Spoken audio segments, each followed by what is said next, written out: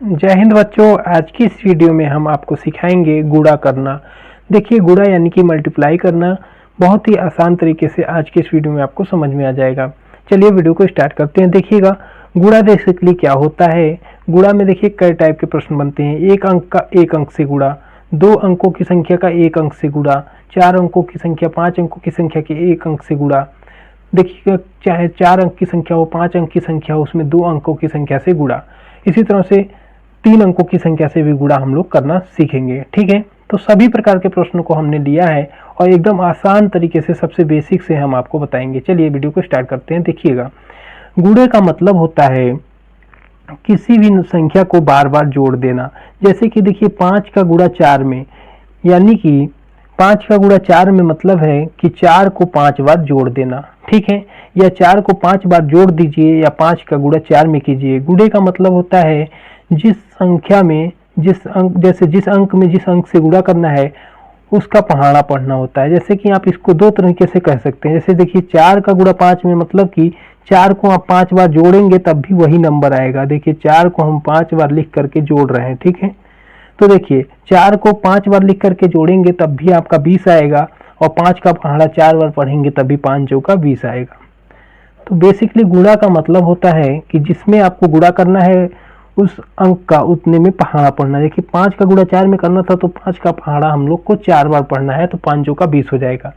और इसका परिभाषा क्या होता है, किसी भी अंक को बार बार जोड़ना ही गुणा कहलाता है। जैसे कि देखिए, चार को हमने पांच बार जोड़ा तब भी 20 आया और चार का हमने पांच में गुणा किया तब भी 20 आया। ये होता है सबसे बेसिक प्रश्न। अब बात करते हैं। देखिए, दो अंक की संख्या है, उसमें आपको एक अंक की संख्या से गुणा करना है। कैसे करेंगे, तो सबसे पहले इस तीन का इसके साथ गुणा होगा और उसके बाद से इस एक के साथ गुणा होगा। बारी बारी से गुणा कराइए। तो तीन का गुणा दो में कराने का मतलब है तीन का पहाड़ा आपको दो बार पढ़ना है। तो तीन का पहाड़ा पढ़िए, तीन दूना 6। ठीक है, अब इस तीन का एक में गुणा होगा तो तीन का पहाड़ा एक बार पढ़ना पड़ेगा, तीन एकम 3। ठीक है, तो यहाँ पर देखिए यह होगा आपका आंसर।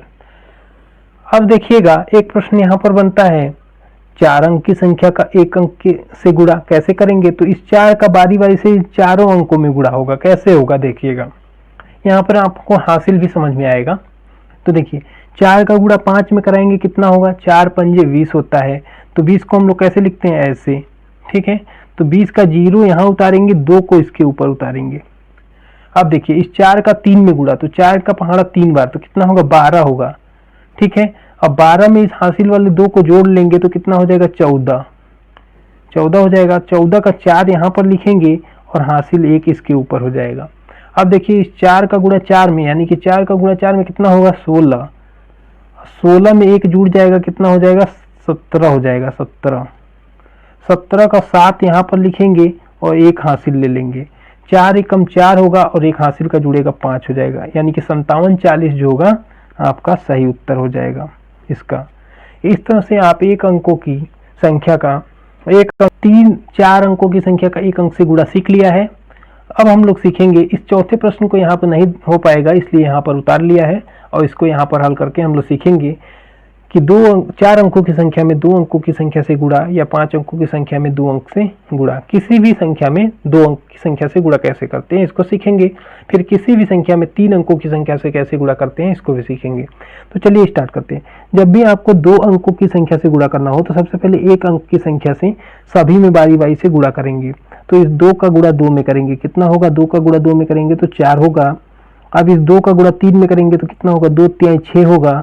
अब इस दो का गुणा चार में करेंगे, दो चौका 8 हो जाएगा। अब इस दो का गुणा तीन में करेंगे तो 2 3 6 हो जाएगा।